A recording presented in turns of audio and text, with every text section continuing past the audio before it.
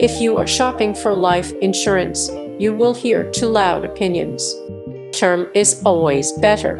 Whole life is always better. The truth is quieter. Each product can win, but only under specific math and specific behavior. This video is about the real numbers. Net slogans. We will compare premiums. We will compare the cost per dollar of protection. We will look at what happens if you invest the difference. Then we will list the cases where term wins, and the cases where whole life can win. Quick note: all numbers here are examples to illustrate the mechanics. Your price depends on age, health, smoker status, coverage amount, state, and company underwriting. Always get actual quotes before deciding. First, define the two products.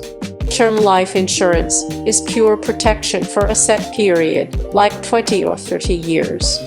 If you die during the term, your beneficiaries get the death benefit.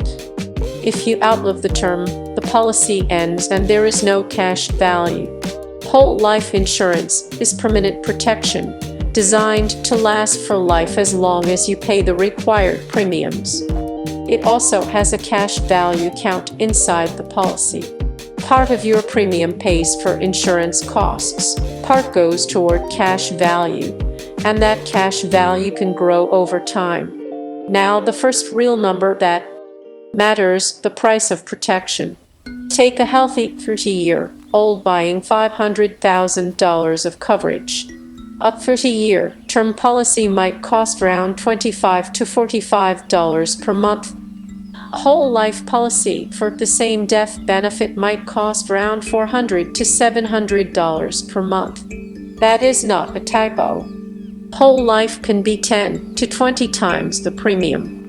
So term wins immediately on one metric: cost per dollar of coverage in the early years. If your primary goal is to protect a young family, cover mortgage, or replace income while kids are dependent, term gives you the most protection for the least money. But whole life buyers are not paying for protection only. They are also paying for permanence and for a cash value feature. So the right comparison is not term versus whole life in isolation. It is term plus investing the difference versus whole life with cash value. Let us run a simple scenario. Assume term costs $35 per month. Assume whole life costs $550 per month. The difference is $515 per month. Scenario A: you buy term and invest $515 per month in a low-cost diversified index fund. Scenario B: you buy whole life and pay the full $550 per month. Now choose the time horizon. Most people buy 30-year term, so we look at 30 years. If you invest $515 per month for 30 years, the ending value depends on returns. At 6% annual return, the future value is roughly $490,000. At 8% annual return, it is roughly $770,000. At 10% annual return, it is roughly $1,200,000. Those are big ranges, and markets are not guaranteed. But the key point is that the invested difference can become a large pool of assets. Now, what about whole life cash value after 30 years? It depends heavily on the policy design, the company, fees, and dividend assumptions. A typical whole life policy might have cash value that starts very low, then grows slowly, then accelerates. Many policies still have cash value below total premiums paid for the first 10 to 15 years. By year 30, a well-designed policy might show cash value in the neighborhood of $250,000 to $450,000 on those premiums, again depending on assumptions.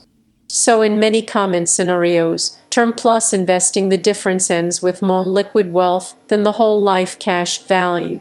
That is why term often Wins for pure financial efficiency, especially for people who are disciplined investors. But that is not the end of the story. Whole life can still win in specific situations. The reason is not that it produces the highest return. The reason is that it solves different problems. Here are the key trade-offs, with numbers behind them. Trade-off 1. Duration of need.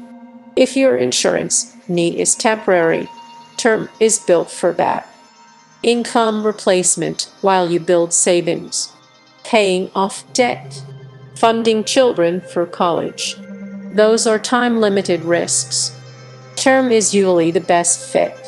If your insurance need is permanent, whole life starts to make more sense. Estate liquidity. Funding taxes at death. Support for a lifelong dependent. A permanent charitable legacy. These are not 20-year problems. They are lifetime problems.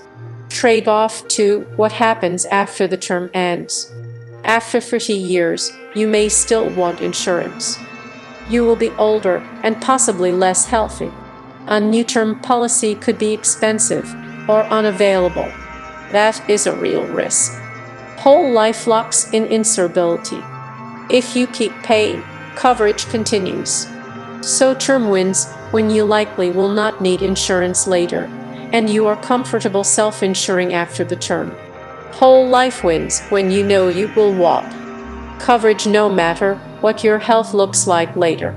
Trade-off 3. Behavioral reality. Term plus investing the difference only works if you actually invest the difference, and you do it consistently for decades. Many people do not. The money gets absorbed by lifestyle. It becomes invisible. Whole life forces a form of discipline, saving through higher premium payments. That forced discipline has value for some households. If you are a consistent investor, term plus investing usually wins. If you are not, whole life may produce better outcomes than the realistic alternative, which is term plus spending the difference. Trade-off 4. Returns and guarantees. Whole life cash value growth is typically steady and not tied directly to stock market swings. It has guarantees and a non-guaranteed component depending on dividends. In contrast, investing the difference in markets can outperform, but it will be volatile. The worst-case timing matters. If you need to tap the money during a market downturn, you could lock in losses. So whole life can win if you value stability and contractual guarantees more than maximizing expected returns. Trade-off 5. Taxes and access.